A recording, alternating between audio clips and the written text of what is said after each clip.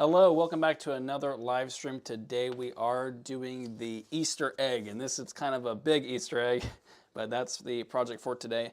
And we're going to be going through all the steps from the cutting to the foiling to the soldering and even the patinaing. So that is what today's project is.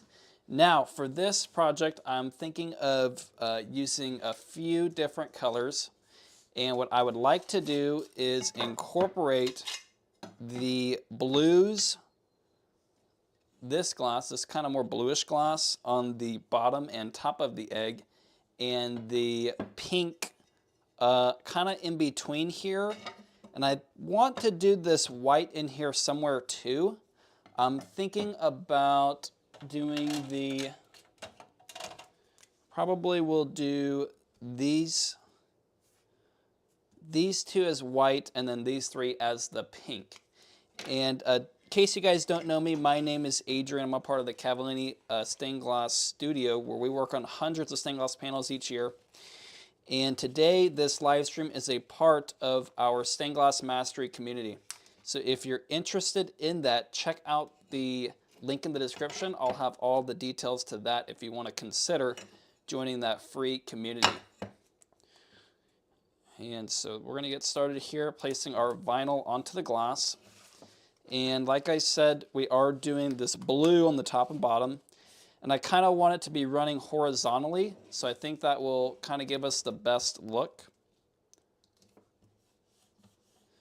So I think that will do for this. And then I want to do these two pieces as the white glass. So I'm going to go ahead and put those on there. And I am going to try to keep all these each of these glasses, you can see they have a bit of a direction, and we're going to want to make sure to keep that consistent throughout.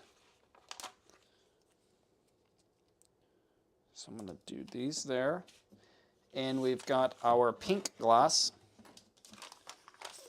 Now this area is more pink. It's a little bit hard to see on that camera. Let's see if we can see it here. A little bit better, kind of more in the pink in this top area. So that's where we're going to be focusing on that pink glass. And this one, it's kind of running this way directionally, so I'm going to keep that consistent. Okay.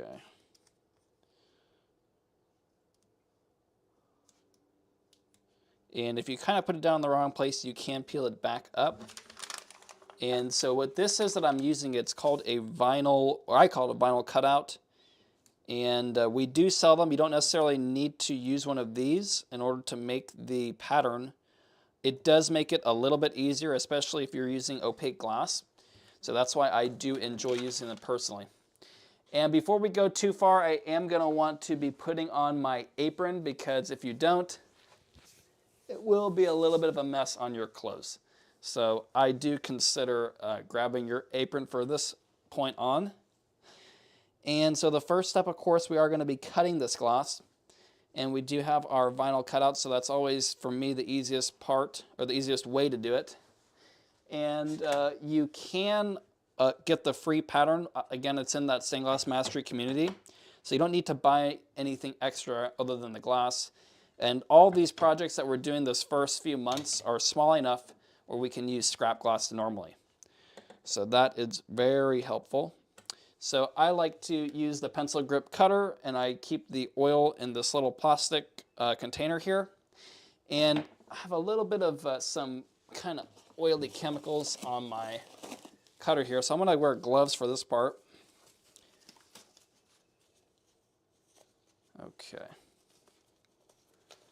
And we do need some ideas for next week. It is the last scrap pattern video. So if you have any ideas, make sure to comment that. Okay. So with even pressure, you're going to just kind of apply force consistently, trying to keep that cutter as close to the vinyl as possible. And if it's not perfectly on there, it's not the end of the world.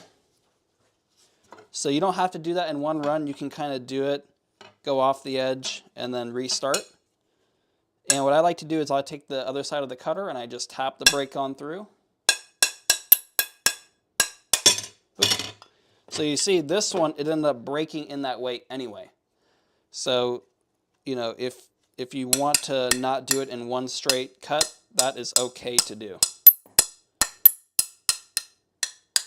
And so what I also like to do after tapping it a little bit, if it doesn't kind of come loose, I'll take the grosers and I'll just separate the glass kind of slowly. And in doing so, it makes it a little bit easier to get these pieces apart. And so here you can see we've got the, let's get this close camera, we've got little pieces around it. I'm going to grocer most of those off, but we're going to go back with the grinder and clean all those up. So the grocer, you just kind of chew away that glass little by little. And this is just going to save you a little bit of time on the grinder. There we go. And make sure, especially when you're grocering, you are going to want to keep your table brush handy and remove all that debris. Okay, so we're going to continue on here. And this one, now this pattern, I don't think it has too many straight cuts. Mostly curved cuts, not the hardest curved cuts in the world. So that's kind of nice. As far as a beginner pattern, it can be pretty good, not too bad. These are pretty, you know, pretty shallow radiuses, so that's not too hard to cut. So I would say this is definitely maybe not best for your first panel, but not a bad first panel either. Probably I would try to get one that's mostly just straight lines. That does make it a little bit easier. Freehand cutting the curves can be a little bit tricky, but certainly not impossible. So I'm going to clean this up. And this is kind of a smaller pattern too. It's only got 1, 2, 3, 4, 5, 6 pieces. So that's definitely on the smaller end, I would say. And as we do cut our pieces out, I'm going to go ahead and place them on the pattern. So that was the first blue piece. Here's the second kind of more blue piece. And the way I place these is probably not the most ideal in terms of glass yield, but you know, use your best judgment. Try to get the best yield out of your glass as possible. There we are. Cut that first cut, and sometimes you can just break it apart. See how it still broke right along that? But thankfully, the good part about this piece is these radiuses are not really making the glass want to break into the piece that we want. It kind of breaks out into the, you know, the salvage pieces. So that is not a bad thing for us. That makes it a little bit easier to get these cuts just right. And again, just going to clean up a little bit on the grocer. Sweep it off, and then go ahead and finish this cut. Now this one I probably am going to do one off the edge just like this, and then I'll come back and kind of try to finish this off, because it'd be kind of tough to do that completely around like that. So there we are. There we are. And these grocers kind of just keep the glass away from your fingertips and make separating it quite a bit easier. Make sure if you have any questions, let me know down in the comments here.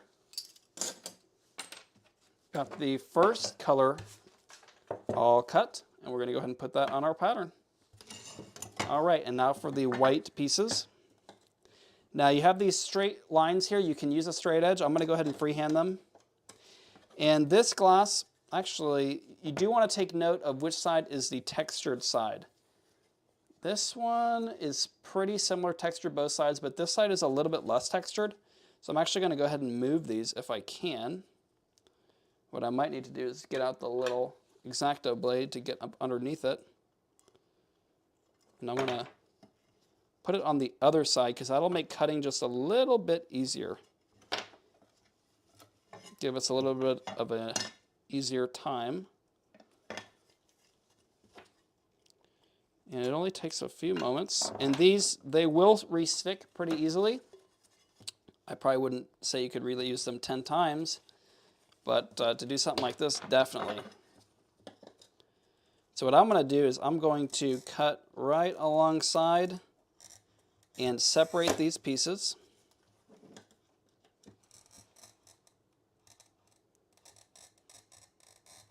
Just like that.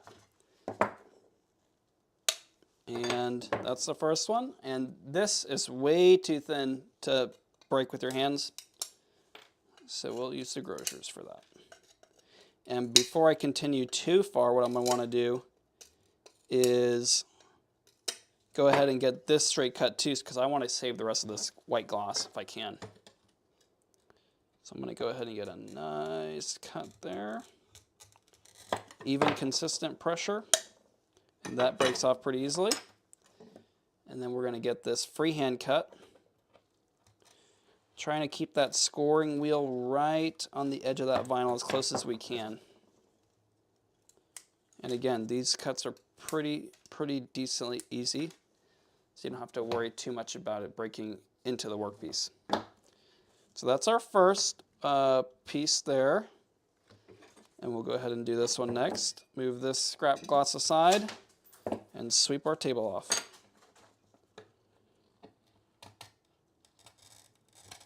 Nice straight cut there. And I've been seeing in the community a lot of the projects you guys are making, and I'm very impressed, very happy to see all that. So that has been a really good time for me to see those. I do really enjoy when the members start to share their projects there. All right, got the next piece there done. And we're moving on to the pink gloss. All right.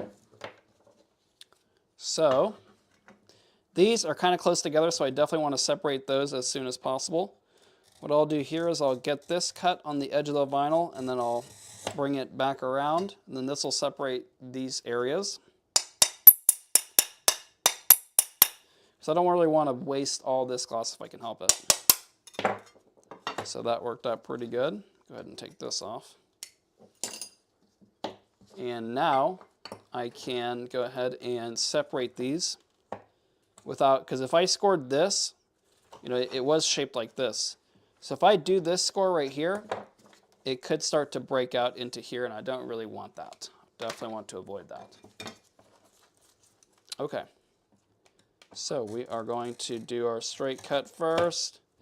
And if you can separate them by also cutting on the vinyl, that'll kind of save you a cut. You know, if you can't, that's fine too.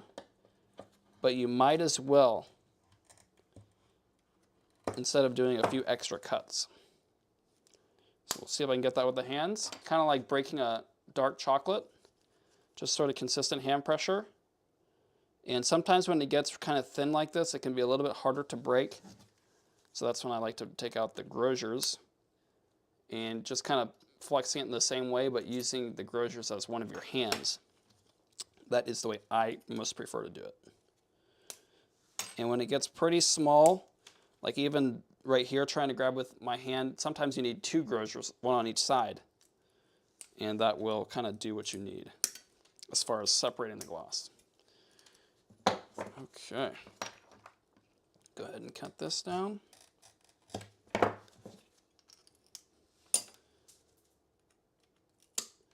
And this is our first pink gloss. And after this, we are going to move right into the grinding. All right. Try to avoid getting all that gloss into your hands if you can. Your future self will thank you.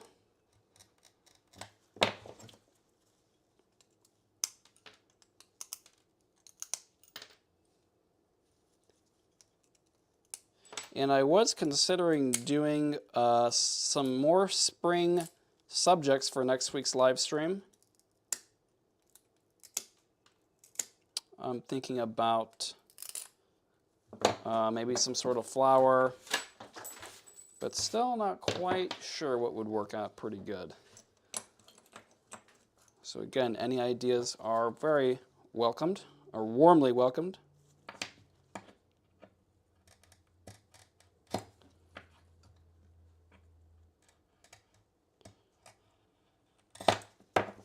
All right, and we are finishing up cutting our last pink glass here. There we are. So we've got all of our pieces on our vinyl here. Going to do a quick sweep, and then we are going to bring over our grinder and get started with the next part. So I'll move these off, and this glass we no longer need. And Homemade, thanks for your question. How much oil should a beginner be using on the glass cutter? Well, normally I just keep this little foam saturated, and I just dip it as needed. And if you see a little trail of oil as you use the cutter on the glass, that is pretty much definitely saturated enough. And if you are having trouble, like if you keep trying to break a piece and you're having trouble getting it, you might need to re-dip your cutter. Sometimes I find that helps to separate the glass a little bit better. So now we've got our grinder, and I like to keep all the water in this little squirt bottle. It's just got a little hole to easily apply a little bit more. And now you just take your pieces, and we're trying to get right up to that vinyl. And for this part, you do want to be careful and have some sort of eye protection. The little glass shards can get right into your eyes.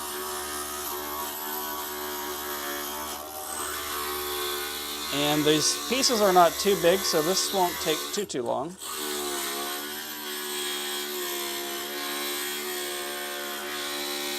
This particular grinder, it is Gryphette from Griffin. It's just a small little grinder, and it honestly works really well. I'm really happy with it. They do have a lot more expensive machines, and to be honest with you, I find that they're not really all that necessary. Something like this is pretty much good enough.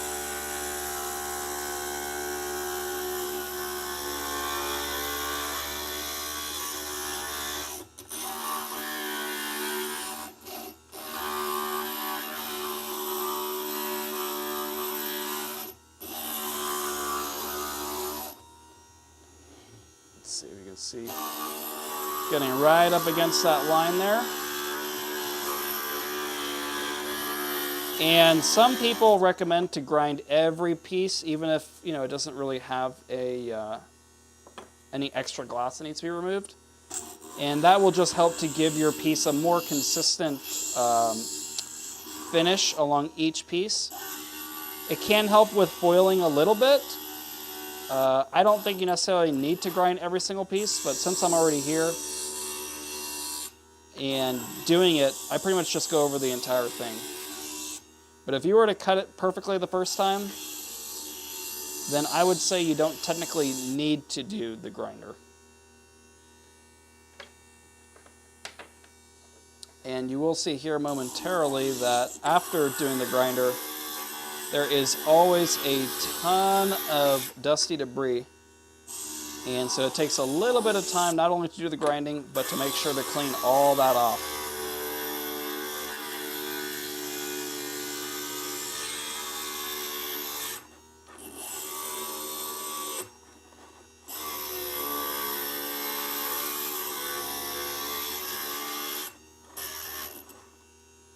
And there we have it. I believe that is one of the pink pieces.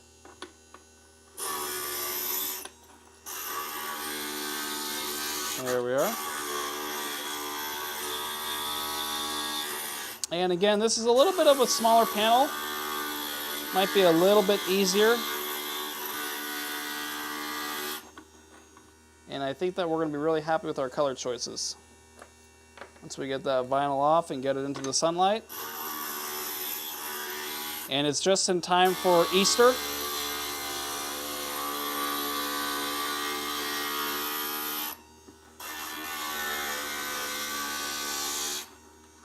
It's always a fun tradition.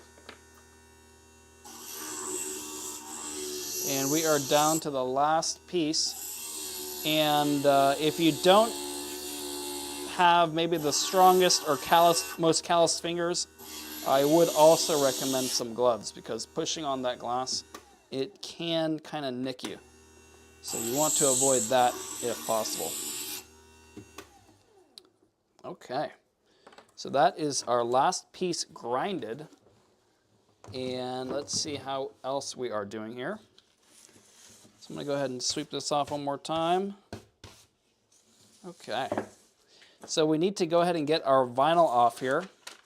I'm gonna go ahead and take, what I like to do is, when I am at the point to start taking it all off, I like to remove the excess, and that just makes it a little bit easier to put them back on for next time. And this project, it's kind of, again, simple enough where even if you're trying to show someone how to do stained glass, this could be a decent one to maybe be the second type of one they work on. So we're already kind of seeing the colors here coming together. I'm going to kind of try to keep these roughly in the right spot. It doesn't have to be perfect. The closer it is, the better. And these are still plenty sticky to go back onto this kind of waxy paper. And we can see our egg coming together. Oops. There we are.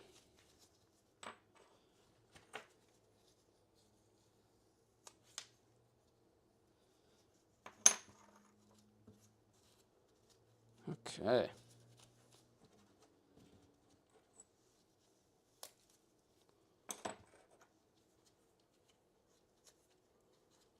There we go. And once we have got these all peeled off, we can go back and do the cleaning. And for the cleaning, I normally just use whatever rags I've got. Cotton rags work very well. And I kind of use the same rags for everything, from patina to cleaning. Probably be better to sort of have different rags for different purposes, but this has been working all right. So I normally just use the blue glass cleaner. And you do want to make sure to clean the edges very well. See how it starts to accumulate this glass dust? And that is not what you want your foil to be touching, because it'll just destroy that adhesive, making it completely useless. And we're already seeing our little Easter egg come together here. Kind of a big Easter egg. Maybe like an ostrich Easter egg, something like that.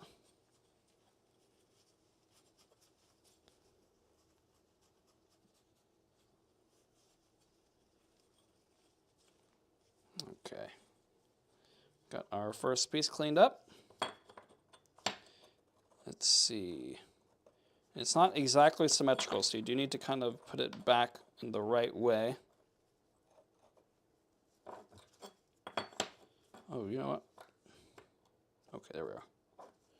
Just like that. I think this one actually goes right here. And these pieces, they are a little bit different to allow for the curvature. Yeah, there we go. So you're going to want to make sure to kind of keep a close eye on which piece goes where. You could probably kind of crudely fit them together the wrong way, and it would probably look all right, but if you can, just keep an eye on that part especially. Because these pieces, they look very similar, but they're just enough different to be a little bit of a problem if you put them in the wrong order. There we go. Now, if you didn't want to purchase one of the vinyl cutouts like I've got here, you can always put a light table underneath the glass, and that will show you kind of where to cut. So that is an option. Hey, Cynthia, thanks for joining us. Welcome back. Good to have you here. Working on the Easter egg project for today. All right. And we are just making sure all that debris is removed. Look at all that.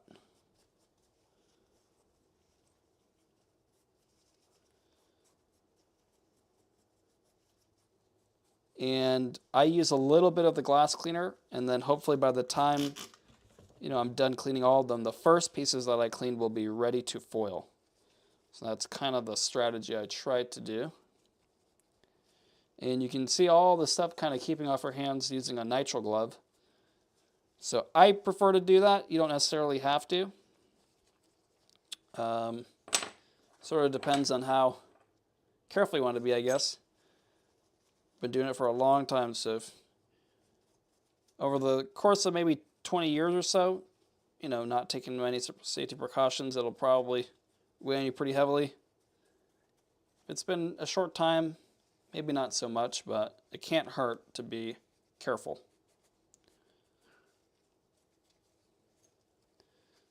All right. Kind of like this palette we've got going here with the blue, the white, and the pink. Kind of a nice Eastery colors.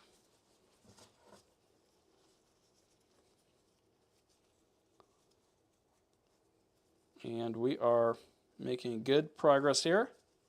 Got the second to last piece done with the cleaning. And now we are cleaning this final large bottom half, or bottom third, I should say, of the egg. Thank you, Homemade. Yeah, this glass here is some pretty nice glass. It's from Wismac out of Patina City, West Virginia, and it is from Kokomo. They are in Kokomo, Indiana. So those are two pretty good manufacturers of glass where this stuff happens to come from. Had some scraps laying around. Okay, we can go ahead and take a little bit of a close look here. So we see this fits together pretty well, so I'm pretty happy with that. And our next step is to go ahead and move on to the foiling. So I've got a little bit of an unusual apparatus here that I like to use. And so this is the caddy with the backing of foil into the Creator's foiler. And this for me is the easiest way that I've found to foil. And today we will be using the black backing. Go ahead and move some scraps out of the way here. And so, let's see, the best way, yeah, I think where you're at will be the best way to kind of see what's going on here. Okay, so what I like to do, okay, you can use scissors, or these are just lead dikes to cut this foil down. And so I'm going to start with the top piece. That was the first one, and it's pretty much dry. And I just want to check it over, make sure we don't have much of anything left. So there's a little bit of white debris in here from that glass dust. So I'm going to try to wipe that out if I can. And maybe just do one dry pass over the entire thing. And then with this foiler, you simply insert it into the groove, and it really centers the glass up right on the middle of that foil. And it's got a little bearing that as you push it into it, it sticks that foil to the edge of the glass. And sometimes when you are foiling with gloves on, it can be a little bit tricky with that adhesive sticking to your gloves and all that. So I'll probably take mine off here. I normally don't like to foil with the gloves on. It's kind of a pain. You do want to be careful not to get all the oils all on the edges of the glass before you put the foil on, because it can make it a little bit harder for it to stick. So what I like to do is zip it up all the way to the corner, kind of like a Ziploc bag. And then when you get to the corner, turn the corner and fold it down. And just keep repeating that until you go all the way around. So this one is ready to burnish. I'm going to go ahead and set that back with our other pieces. Do another quick inspection, maybe a quick dry wipe the edge here, and then we'll go ahead and foil this piece. And for me, for the cost, and honestly, it doesn't really take up that much space for this little setup. It just is a really valuable addition to anyone's studio to go ahead and increase your efficiency a little bit. Especially, you know, if it saves you even 5 to 10 seconds per piece, if you have 1,000 pieces, that could be 5 to 10,000 pieces. So it can, you know, for a small project like this, it's not going to be a huge savings, but when you start making bigger projects or multiple, you know, medium-sized projects, it adds up. So you're going to want to consider that. Okay. Now, sometimes the small pieces look like they might be easier because they're smaller. And honestly, it's kind of not the case. They're a little bit tedious if they're too small. This one is okay.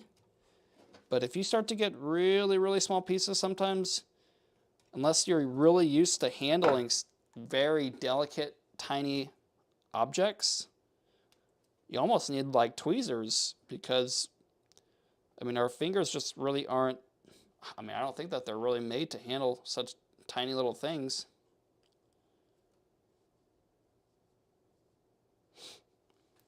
Okay. And you might even need like a magnifying glass to see what you're doing. So we're making pretty good progress here. Got a few of these pieces cleaned up and foiled. Gonna continue on here. Make sure everything is nice and clean. Let's see if I can get you another view here so you can see. There we are. So you can see how the glass is just kind of inserted into the groove here. And it centers that foil right on it. And with a little bit of pressure, it's properly adhered. And then I like to pull it out a little bit, and I try to overlap it about 1/4 inch over the old foil. And I do get questions sometimes asking, you know, how much overlap should you do? How much is too much? For me, you know, once the solder is applied, it's pretty much solidifying that surface. So long as the foil is properly adhered and it's not going to be pulling up for any reason, you know, and it doesn't make a huge difference in depth from 1 layer to 2 layers, something like that. Now, 20 layers to 1 layer will have a pretty significant depth difference, and it just won't look right. So for me, it's not about how many layers, it's more about answering the, well, if it's too big of a depth difference, then it's too much. If it's sticking properly, it's probably okay. So don't get too worried about all these little, you know, minute details that, I mean, again, I wouldn't put 20 layers on there, but if you put, you know, 2 or even maybe up to 3, it would probably be just fine. So again, we're zipping it up, folding it over. Okay.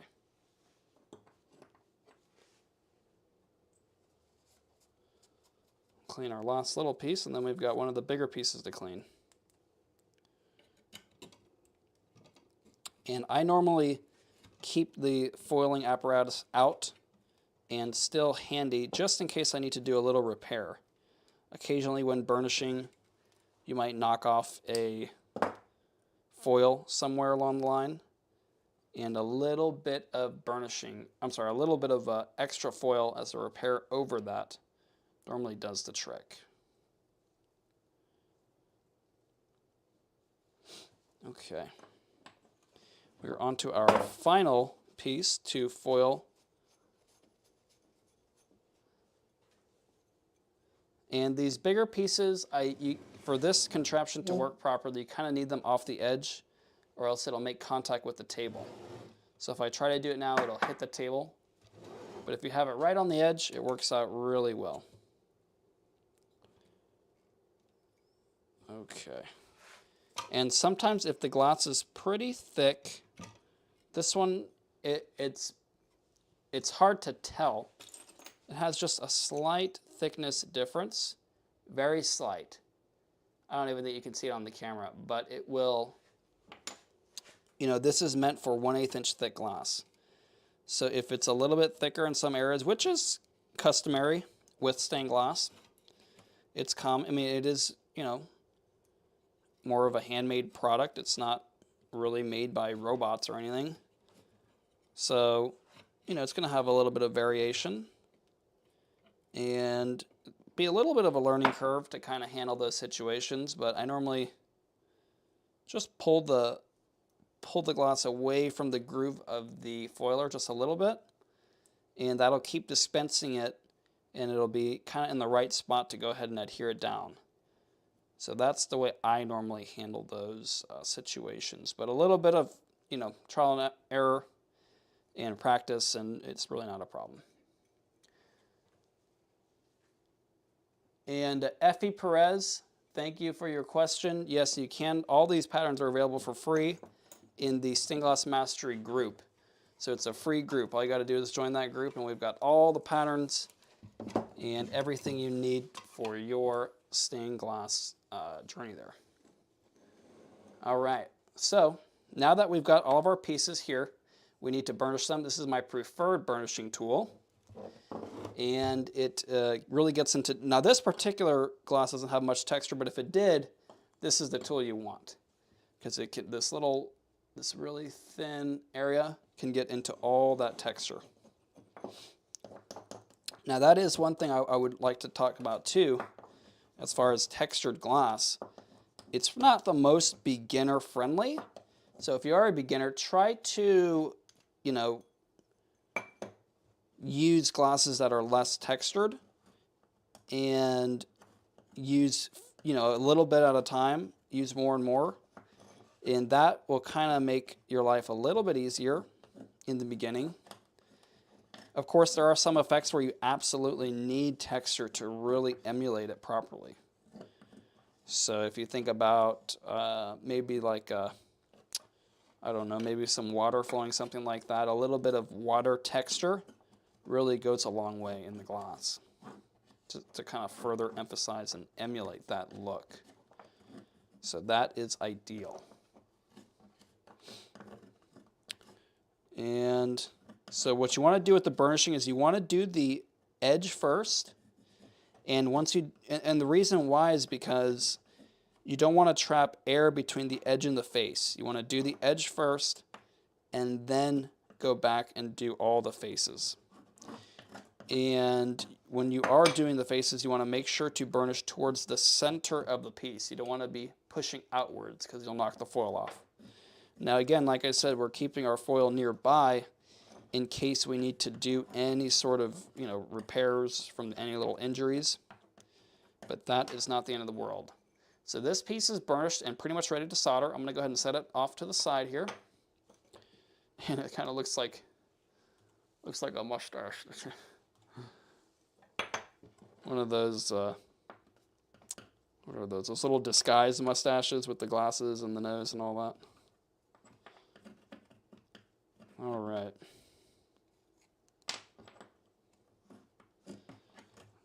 Oops, got a little glass down here. Sometimes no matter, oh look, here's a spot where we're going to want to pay some special attention. So you see how this foil, it sort of seems to have ripped a little bit. We're going to have to do a little repair there. But for now, I'm going to sort of burnish the rest of it down, and then that'll give us a good foundation to adhere the new foil as needed.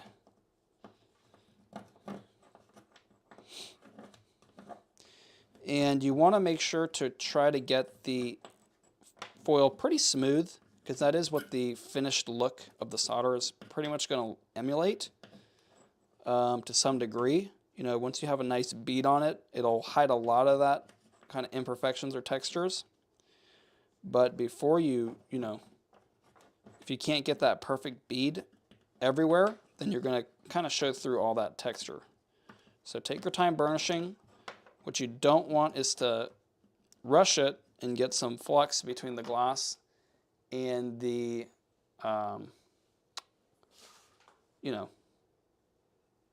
between the glass and the foil, and then you're kind of scrambling trying to figure out what to do next, and really you just have to kind of redo part of it. There's kind of no other option. So what I'm doing here is I just put a little bit of foil back on there, and then I'm folding it over, and then we are going to go ahead and cut this down with the X-Acto blade to give it a nice transition. Let's see if we can kind of see what that looks like over here. And actually this transition is pretty smooth, so I think I'm going to leave it like that. Let's see how it looks after we go through and burnish it. Okay, let's see here. Can I make sure to really try to get this into all those ridges as much as we can. Then we'll go back and try to smooth it over the face just as much as we can. Sometimes when you overwork it is when you start to tear it and not everything else, so just be mindful of that. Again, trial and error. The more practice, the more you will kind of figure out what's going on. There we go.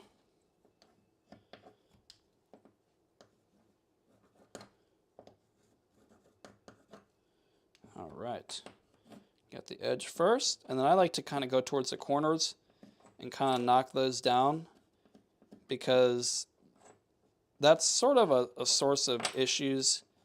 Whenever you do fold them over, you can kind of have a little bit of that problem. Now right here I do want to show you where it sort of has a non-smooth transition. We're going to go ahead and take care of that with the X-Acto blade. And that we will do after we finish burnishing. Sometimes when you're trying to work on stuff when it's not burnished on the glass, it can create other problems that could have been solved by just burnishing in a timely manner. So try to make sure to do that.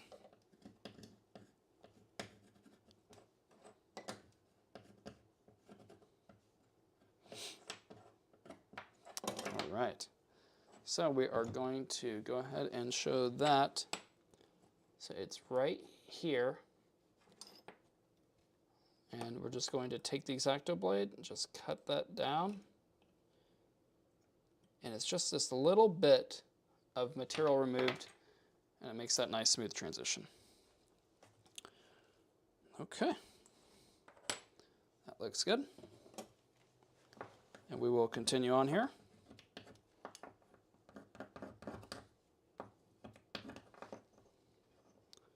All right.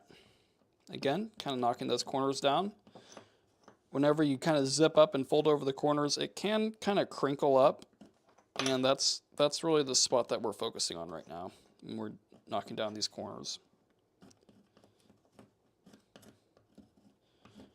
Okay. Smoothing out all that texture.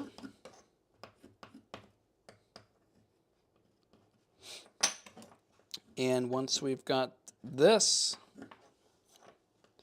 all burnished down, we'll move on to soldering.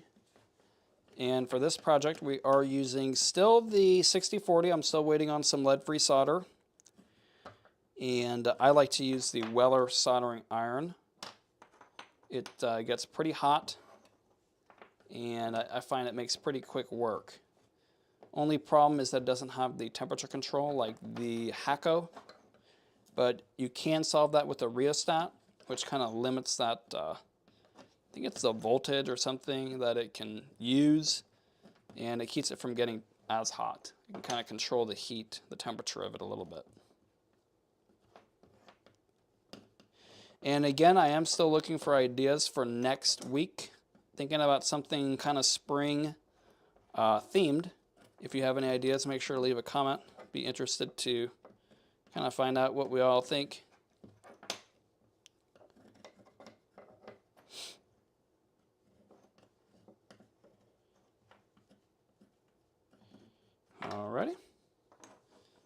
2 more pieces to burnish here. Kind of see our piece on the right side.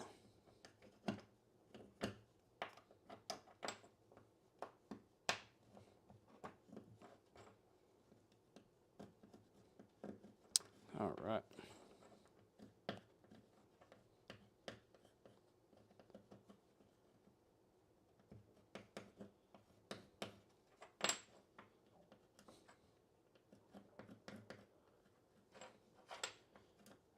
And let's see what else we have going on right now. Starting in April, we are doing the first of the glass kits. And I was kind of looking at everything today, and I think we've got a landscape. What is it? Maybe a star. It's got quite a few nice subjects, and I'm actually going through right now, and I'm adding in the April, May, and June kits. I know we've got a husky in there somewhere. We've got, oh, a bunch of stuff, a bunch of cool stuff. So if you want to kind of check all that out, make sure to check out the Stained Glass Mastery group. And that will kind of be a nice resource for you. I think you might enjoy some of that stuff if you enjoy stained glass content. And especially if you want to do more projects with me for next week. Every week we do these projects at 2 p.m. And these first few are the scrap box projects, but afterwards we're going to start doing some designated kits where we, all make the same thing with the same glass. So it might be a good thing to check out. Of course, those patterns will be still free in case you want to use your own glass. And if you want to follow along, you are welcome to do so. All available in that Stained Glass Mastery community. There we are.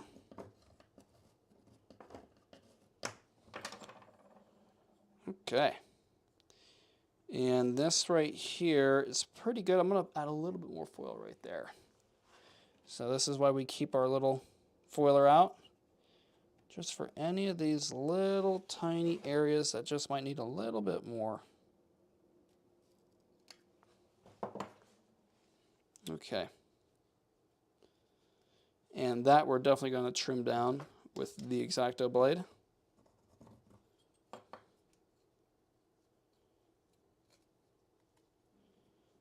Make sure to burnish it first, and then we'll trim it down. Okay. Look over here.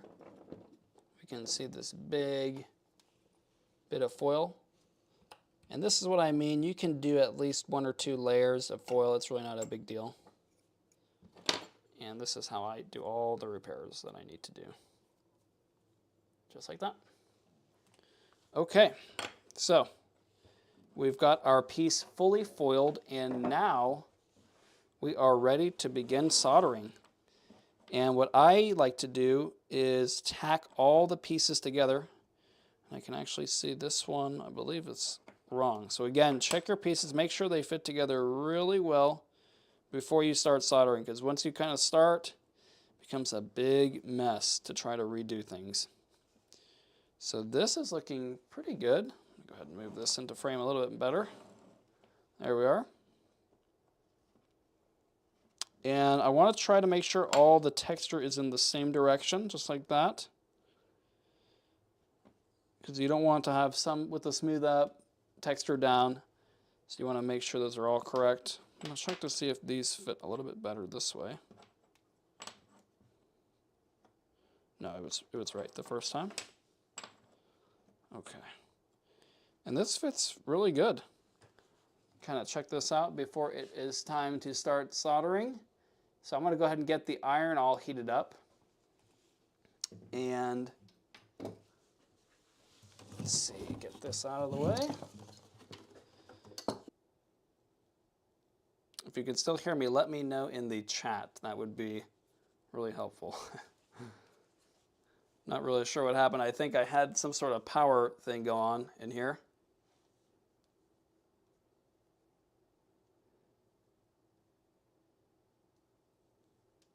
Still hear me, let me know. Okay. I think we're back. All right, sorry about that. So we are continuing on here. We're getting the iron heated up. And again, going to go ahead and get the gloves. And we are going to, okay, thank you, Homemade. And so what I like to do is I've got a little fume extractor here. Ooh, got something back there.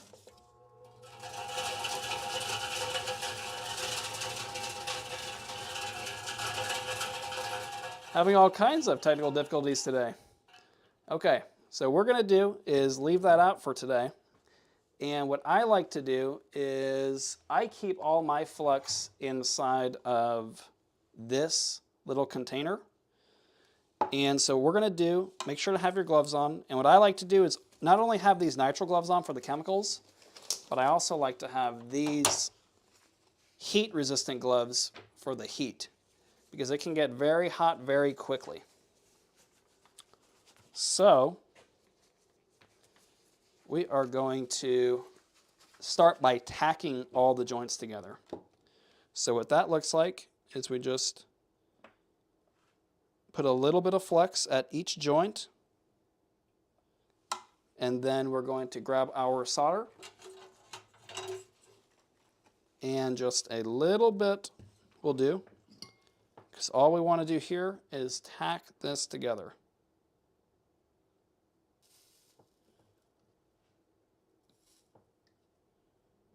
All right, there we are.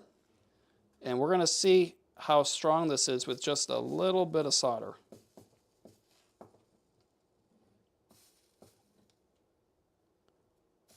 There we are.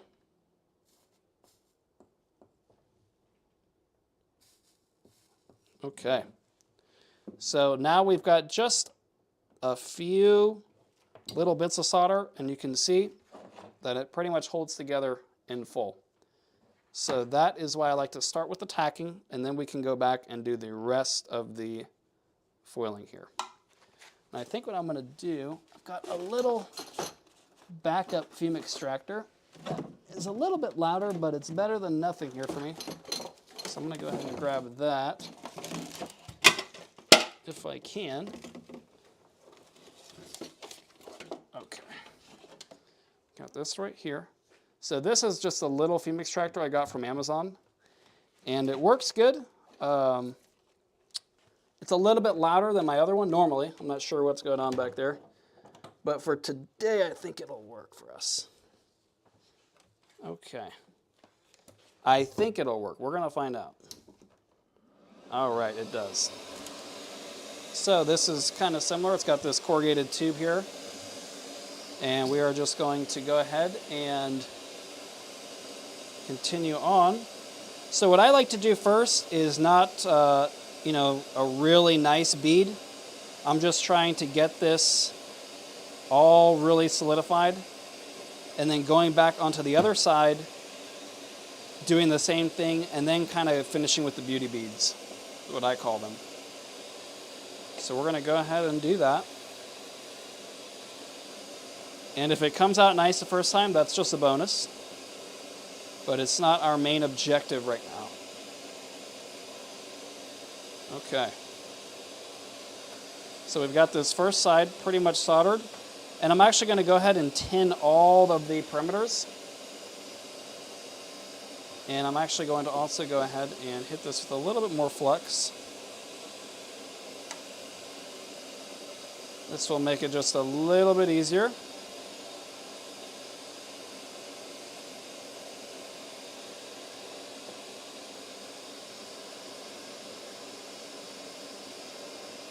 All right, and we are going to go ahead and flip it and do the same. Oh, and so now we need to reflex this side.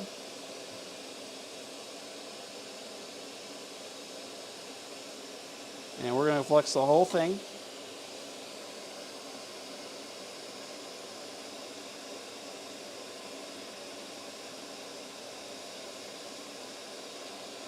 All right, there we go.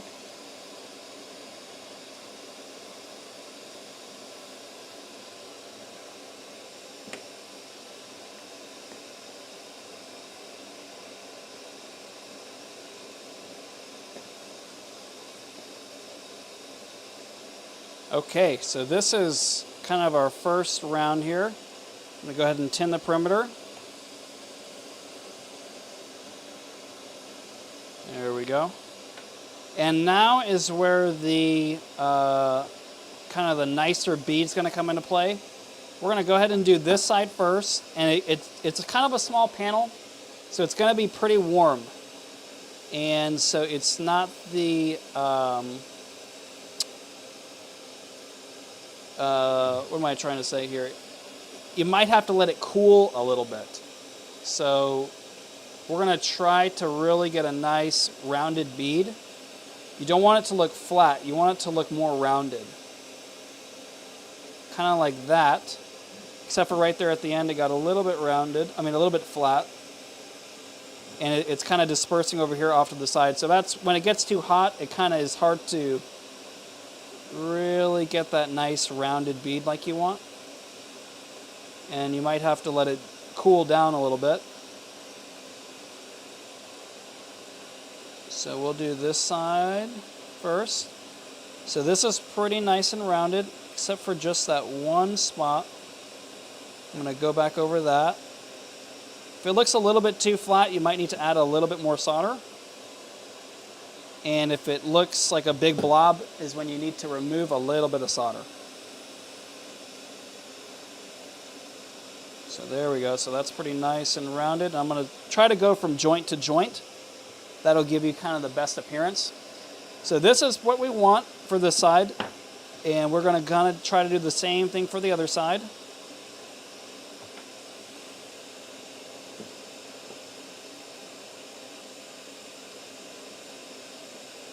And so it's getting too hot. So we need to let that cool in that spot.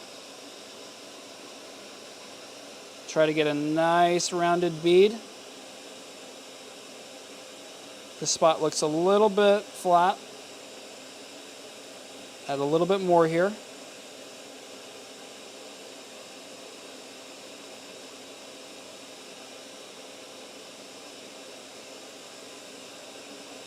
And we'll try again. We let that cool for a little bit.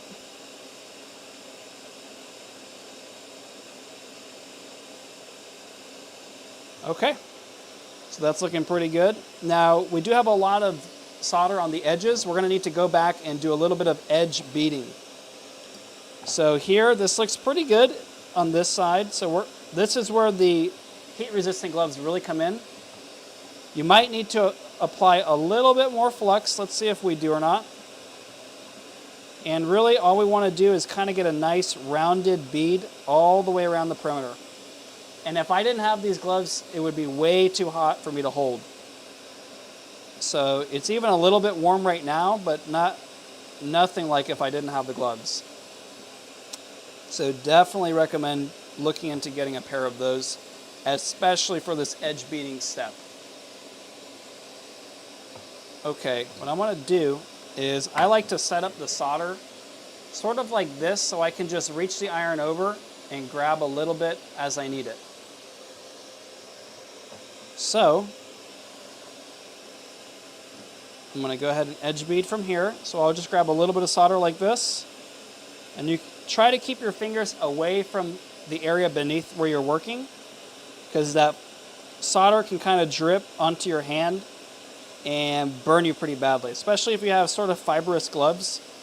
It can kind of get in those fibers, you know, because it's kind of a liquid when it's really hot. So you have to be really careful with that.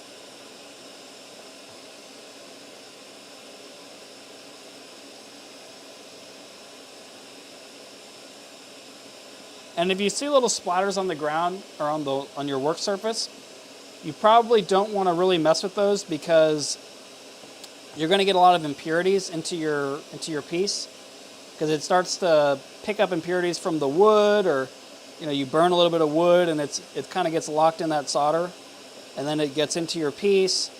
So just kind of count it as a loss and just leave it as is, because it's just going to end up being a big mess for you. So I just take a little bit of solder, just trying to get that nice rounded edge.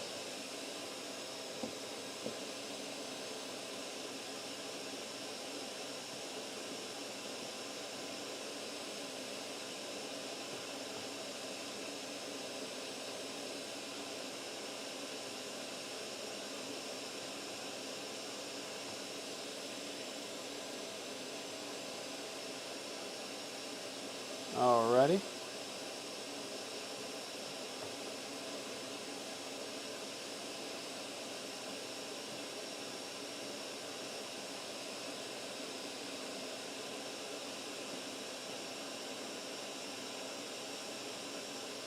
Alrighty, pretty much got this fully edge beaded. And so now we're kind of nearing the end here. We want to make sure that all of our solder still looks acceptable. You might have to go over it a little bit.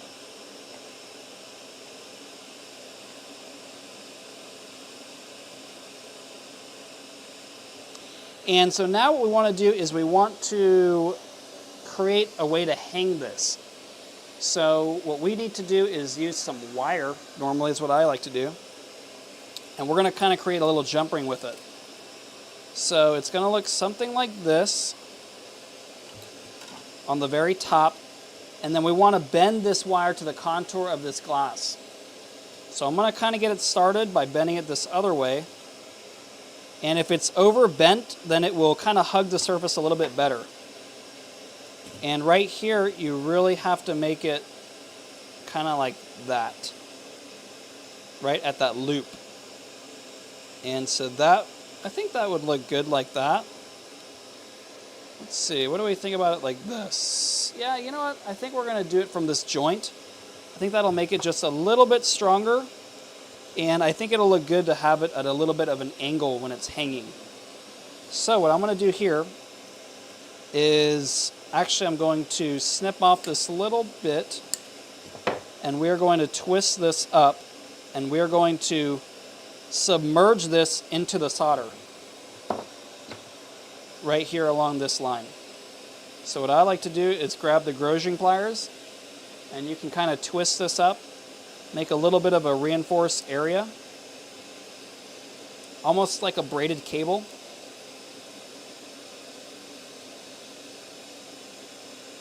And I'm using 18 gauge wire here, but the thicker probably the better. I mean, you don't need it to be like a 1/4 inch thick or anything, but if you want to use 14 or 16 gauge, that is probably better than the 18 gauge I'm using. But this is such a small project, you know, it's a very light piece, so it's not the end of the world. So I'm going to snip that down. And this side, let's see. Yes, this side would be the front, so I'm going to actually try to install this from the back. And I want it to be right here on this joint. So I'm going to try to install it from here, something like this. And that should be plenty of meat for me to get a nice joint, you know, a nice solid connection. So, I'm actually going to turn this down just a little bit. Okay, there we are. So this thing gets very hot once you touch it with flux or, you know, with the iron. So you're going to want to hold it with some pliers. And what I'll do here is I'll just get it right in the perfect position. That will work. I'll just grab the iron and I'm going to try to tack it in place for the moment. So I got a little bit on there. Okay, good. See how it's all tacked in place? And so now I can do another location, just a little bit further up. And what we're trying to do is to kind of submerge this thing into the solder. Submerge the wire into the solder. That will give us a really strong joint, kind of like that. Let's see if I can give you a little bit of a better view here. Oh, that camera died off. Okay, let's see what we can do. I can probably get you one right over here into the close camera. So we're just trying to really drop enough solder onto here that it's just going to hold almost like it's part of the panel. See that? And you want to not see the ridges of the solder, of the wire as much as possible. But this is the backside, so if you have a little bit of the ridge showing, it's not the end of the world. And while I'm here, I'm going to go ahead and touch up a few areas. There we go. And let's see how we're looking on the other side. You can see we had a big solder glob kind of accumulate. We can let gravity take care of that. Just heat it up and let it fall. There you go. So this is the viewing side. And we want to check everything out, make sure it looks good. Looks like we could fix this spot right here. It's a little bit flat.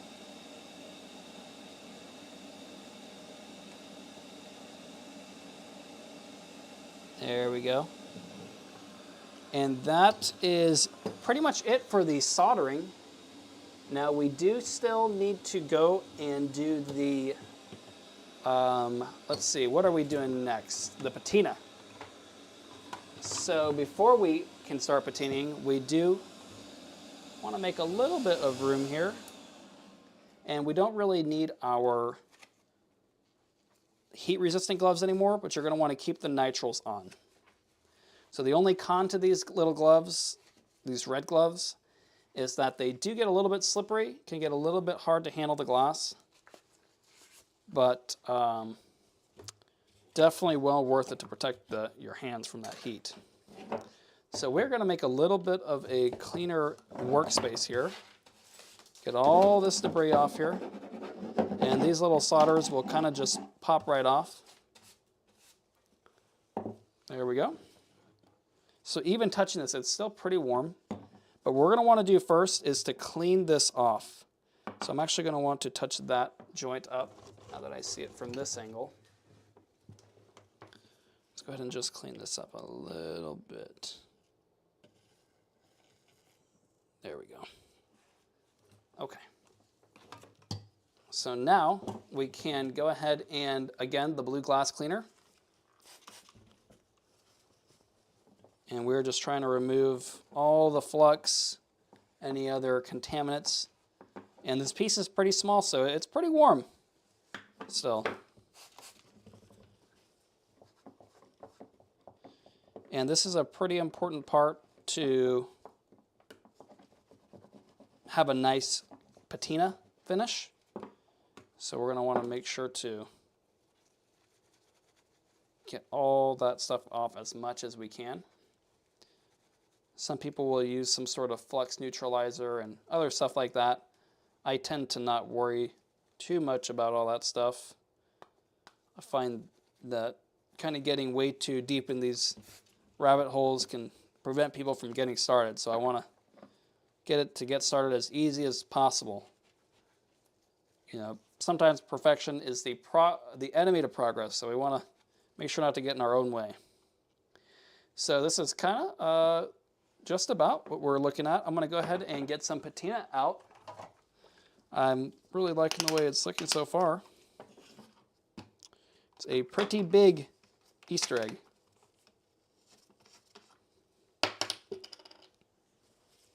All right. So what I do is I just saturate a rag with some patina and go ahead and put it all on. And if you put it on pretty heavy, it will take pretty well. And normally I'll do a few coats here. Just trying to really make sure it looks good. Nice and even patina. And we use the black backing on the foil. That's why we are using this black patina. In this case, it doesn't really matter because the glass is opaque, so you can't really see the backing through the glass. But if you were using a more transparent glass, that's when it would matter. And doing it like this, I think, gives it a pretty nice finish here.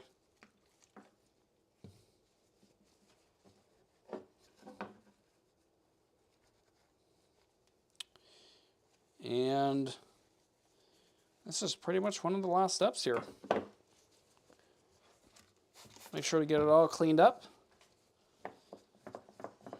That reaction kind of takes place, and then you can clean it all up. And it is an acid, so I would recommend wearing some gloves. And I hope that everyone enjoyed this project today. Sorry about the little technical difficulty there. I think I had a GFCI thing going on.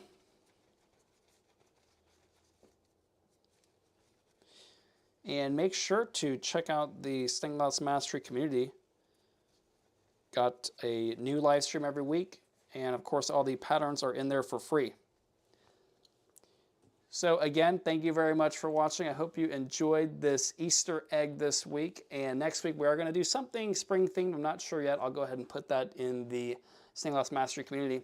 But until then, I hope you enjoyed watching this. Let me know if you have any questions, and we'll see you next week for the next one. Thank you very much.